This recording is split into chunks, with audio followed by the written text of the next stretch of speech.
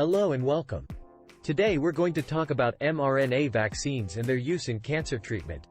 mRNA vaccines have been in the news a lot recently, as they have been used to develop COVID-19 vaccines. But did you know that scientists have been exploring the use of mRNA vaccines in cancer treatment for years? First, let's talk a bit about what mRNA is and how it works. mRNA, or messenger RNA, is a type of molecule that carries genetic information from DNA to the ribosomes, which are the cellular machinery that produce proteins. By manipulating mRNA, scientists can essentially program cells to produce specific proteins, which can then be used for various purposes, including as vaccines. Now, let's talk about how mRNA vaccines work. Traditional vaccines use a weakened or inactivated form of a virus or bacteria to stimulate the immune system to recognize and fight the actual pathogen if it is encountered in the future. mRNA vaccines, on the other hand, work by instructing cells to produce a protein from the virus that triggers an immune response. This protein is harmless on its own, but it teaches the immune system to recognize and attack the actual virus if it ever enters the body. As we discussed earlier, mRNA vaccines work by instructing cells to produce a specific protein that triggers an immune response. In the case of COVID-19 vaccines, the protein is a piece of the spike protein found on the surface of the virus.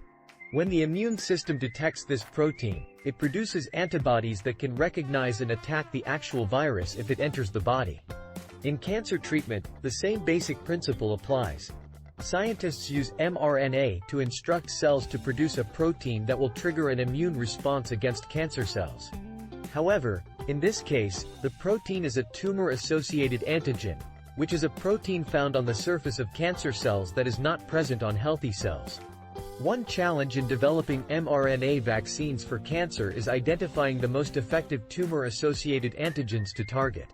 Cancer cells produce a variety of abnormal proteins, so scientists need to determine which ones are most specific to cancer cells and will not cause damage to healthy cells. Additionally, different types of cancer may have different tumor-associated antigens, so vaccines may need to be tailored to individual patients. Once the tumor-associated antigens have been identified, scientists can then design an mRNA vaccine that encodes for these antigens. The mRNA is typically delivered to cells using a lipid nanoparticle, which protects the mRNA from being degraded by the immune system and allows it to enter cells more easily. Once the mRNA enters the cells, it instructs them to produce the tumor-associated antigen. The antigen is then presented on the surface of the cells, where it can be detected by the immune system. The immune system then produces antibodies and T cells that recognize and attack cells displaying the antigen. There are several advantages to using mRNA vaccines in cancer treatment. One is that they can be personalized to target specific tumor-associated antigens. This means that each patient's vaccine can be tailored to their individual cancer, potentially leading to more effective treatment. Additionally, mRNA vaccines can be produced relatively quickly and at a lower cost compared to other types of cancer immunotherapy, such as CAR T-cell therapy. Of course, there are still many challenges to overcome in the development of mRNA immunotherapy for cancer. For example, delivering the mRNA vaccine directly to cancer cells can be difficult, as the immune system may recognize and destroy the nanoparticles used to deliver the mRNA. Additionally, identifying the most effective tumor-associated antigens for each patient can be time-consuming and costly. Despite these challenges, the potential of mRNA immunotherapy for cancer is exciting, and research in this area is rapidly advancing. It will be interesting to see how this technology develops in the coming years and how it can be used to improve cancer treatment. So how can mRNA vaccines be used in cancer treatment? Well, cancer cells often produce abnormal proteins that are not found in healthy cells.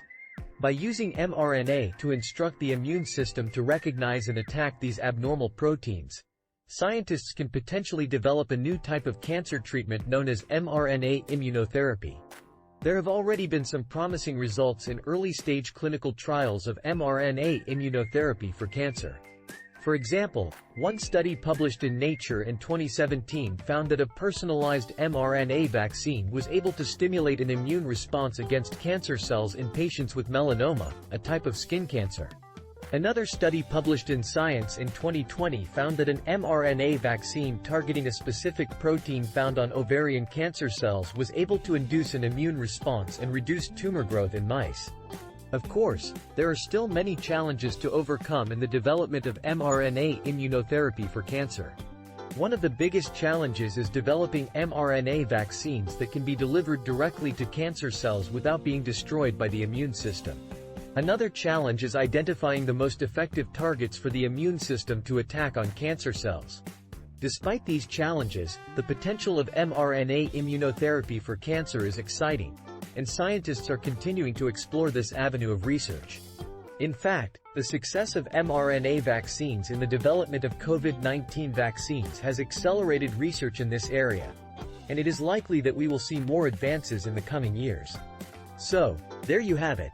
mRNA vaccines are not only a powerful tool in the fight against COVID-19, but they also hold promise as a new type of cancer treatment. As always, we encourage you to stay informed about the latest developments in science and medicine, and to consult with your healthcare provider if you have any questions or concerns. Thank you for tuning in, and we'll see you next time. Thanks for watching. Please like and subscribe.